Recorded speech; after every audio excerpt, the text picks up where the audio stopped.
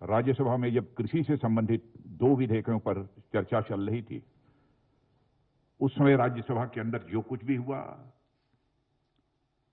वह जहां दुखद था वही दुर्भाग्यपूर्ण था, और इससे भी आगे जाकर मैं कहना चाहूंगा कि वह अत्यधिक शर्मनाक था। मैं जानता हूं कि संसद की कार्रवाई सुचारू रूप से चलाने के लिए जहां पर सत्ता पक्ष की जिम्मेदारी बनती है, वहीं पर विपक्ष का भी सहयोग अपेक्षित है। विपक्ष की भी संसदीय मर्यादाओं का पालन करते हुए अपनी भूमिका का निर्वाह करना यह अपेक्षित होता है, एक्सपेक्टेड होता है विपक्ष के द्वारा भी। लेकिन आम जनता के अंदर, आम किसानों के अंदर एक गलतफहमी पैदा करके केवल निहित राजनीतिक स्वार्थ को साधने की जो कोशिश की जा रही है, मैं समझता हूं कि स्वस्थ लोकतांत्रिक परंपराओं के यह अनुकूल नहीं है।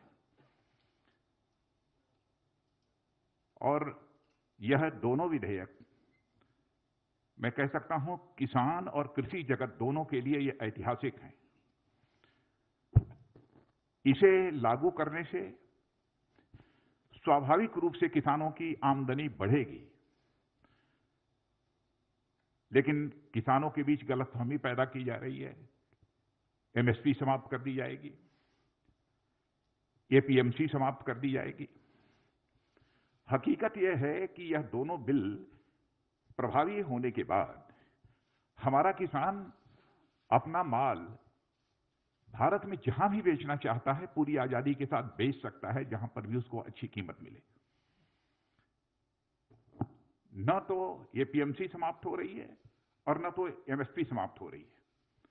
इसके पहले भी हमारी सरकार ने बराबर एमएसपी बढ़ाया है, और जो यह वादा किया था कि हम किसानों की आमदनी को जस्ट डबल करेंगे, तो उस लक्ष्य को काफी हद तक हमने हासिल करने में भी कामयाबी हासिल की है।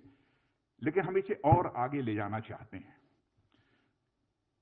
लेकिन जैसा मैंने कहा कि डिप्टी चेयरमैन राज्यसभा के, उनके साथ जो दुर्व्यवहार हुआ है, प्रत्यक्ष सारे देश ने अपनी आंखों से उसे देखा है। हरवंश जी पत्रकारिता क्षेत्र में लंबे समय तक उन्होंने काम किया है और लोग अच्छी तरह परिचित हैं। मूल्यों में विश्वास रखने वाले, वैल्यूज के प्रति कमिटमेंट, एक ऐसे व्यक्तित्व के रूप में उनकी छवि रही है। लेकिन सीधे उनके आसन पर तक चले जाना, और आसन तक जाना ही नहीं बल्कि आसन पर जाकर खड़े हो जाना, वहां पर जाकर रूल्स बुक को फाड़ डालना,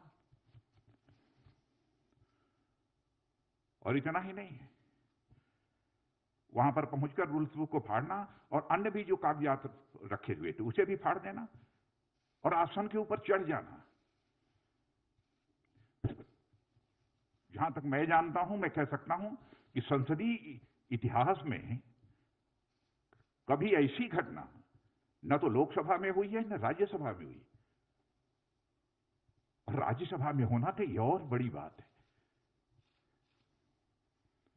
राज्यसभा को हम हाउस ऑफ एल्डर्स कहते हैं। संसदीय परंपराओं में विश्वास रखने वाला कोई भी व्यक्ति निश्चित रूप से इस प्रकार की घटना से आहत होगा। आज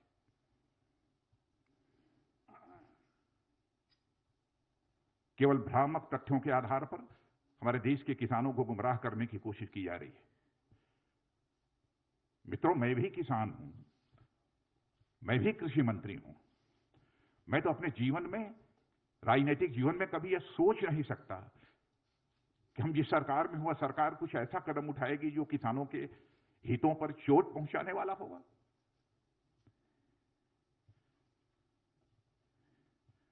जो कुछ भी हुआ है वह संसदीय गरिमा के अनुरूप नहीं हुआ है।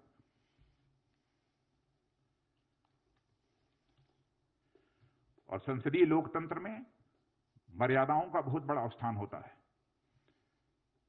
जब संसदीय मर्यादाएं टूटती हैं, लोकतंत्र की परंपराएं भी शर्मसार होती हैं और तार-तार होती हैं।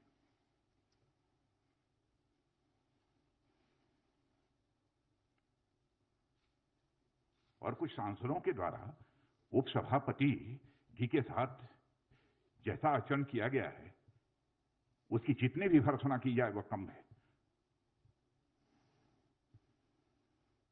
और इस प्रकार की जो भी कार्रवाई की गई है उसको मैं कंडेम करता हूं।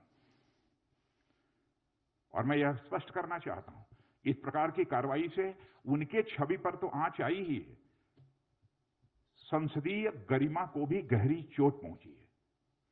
देश विदेश की तमाम खबरों से जुड़े रहने के लिए सब्सक्राइब करें सच कहूं और बेल आइकन प्रेस करके पाएं हर लेटेस्ट अपडेट सबसे पहले।